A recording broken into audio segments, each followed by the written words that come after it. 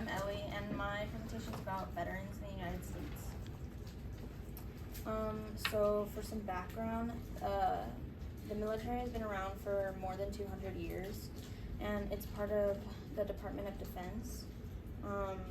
In the past, when people joined, they had to stay in the military for 4 years, but recently it's been changed to 2. And if you want to retire from the military, you have to have 2 years of active service, and usually that you would serve for 20 years. Also, veterans are defined as people who have retired from the military who were not dishonorably discharged. Okay. The branches of the military includes the Air Force, the Marines, the Navy, the Army, Space Force, and the Coast Guard. So there's a lot of stereotyping about veterans, and their public image is not always that great. So a lot of propaganda is used by the government to promote people joining in the military, especially when there's like big wars going on.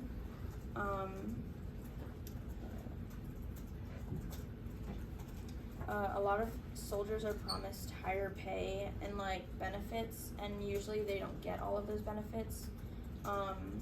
And especially because the United States has been indebted for a long time, it's harder for them to get what they were promised.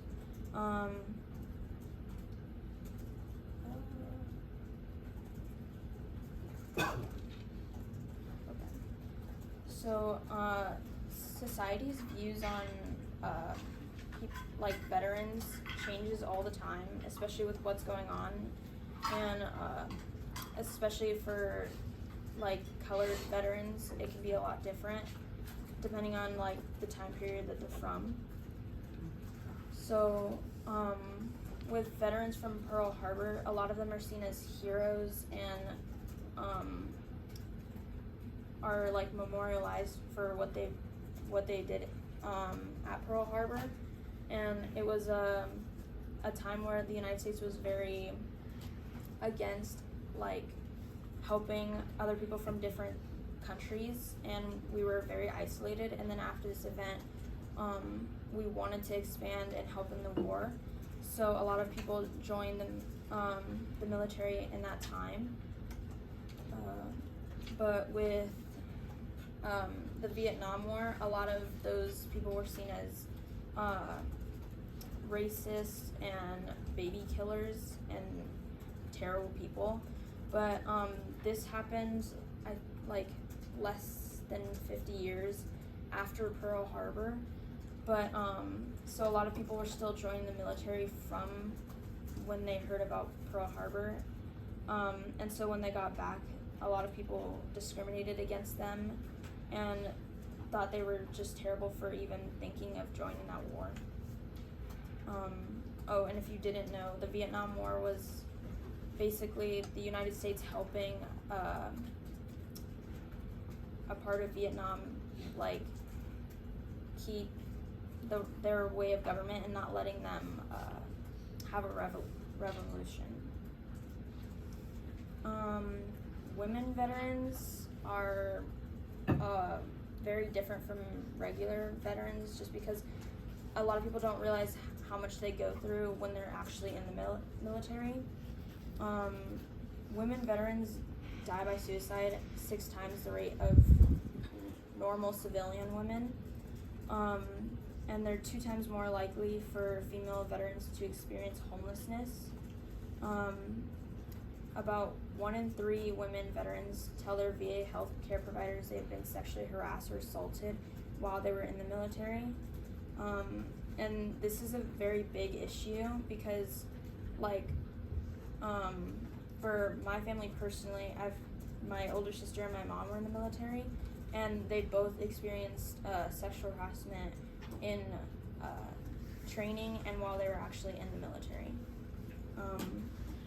This is there's a lot of discrimination against women, and a lot of them are told that they can't join certain branches of the military, and there's not a lot to help them with that. And then a lot of them don't have the proper health care while they're in the military to help with like their own hygiene and everything involving pregnancy or anything like that. A lot of veterans that come out of the military feel isolated and have mental illness from things that they've experienced, and so it's very hard for them to adapt to like a normal lifestyle, like living as a civilian. 28% of veterans are diagnosed with a mental illness, and 20 veterans die by suicide each day. And a lot of them don't receive proper help or treatment because they can't afford it, or they just choose not to because there's a stigmatism against like actually getting help for mental illness. The military is also one of the top careers for the highest divorce rates, and that's because when they come back from serving active duty, they don't really know how to adapt to being around like their family and friends, and so it causes problems in marriages. 62% of all veterans can't access mental health care, and only 44.6% of veterans ages 25 through 65 have VA health care. Homeless veterans is a very, very big problem in the United States right now, and we already have a very large homeless population and a lot of laws being created to discriminate against homeless people.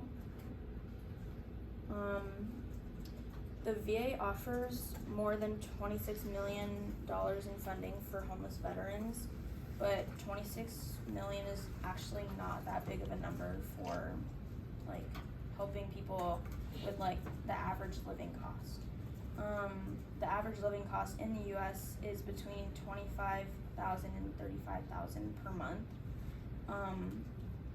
About 1/3 of the adult homeless population is made up of veterans, and nearly half of the homeless veterans served in the Vietnam era.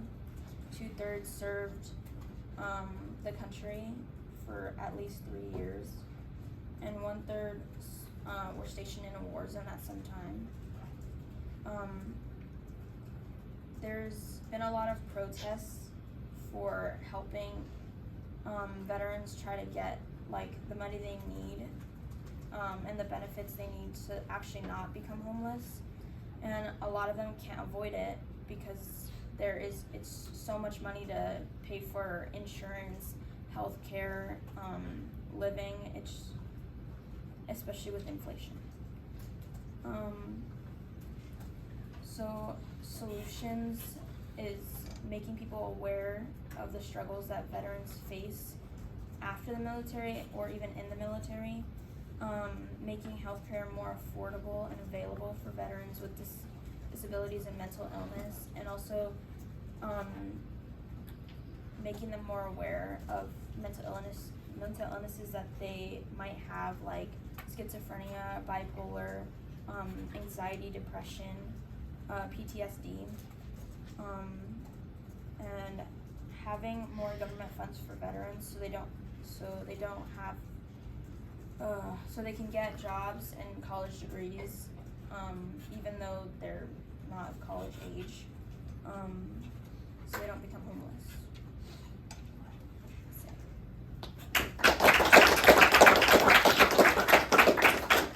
Are there any questions? Can you go back one slide? A lot of you know, if you don't know, I'm retired Air Force. And up there it says making people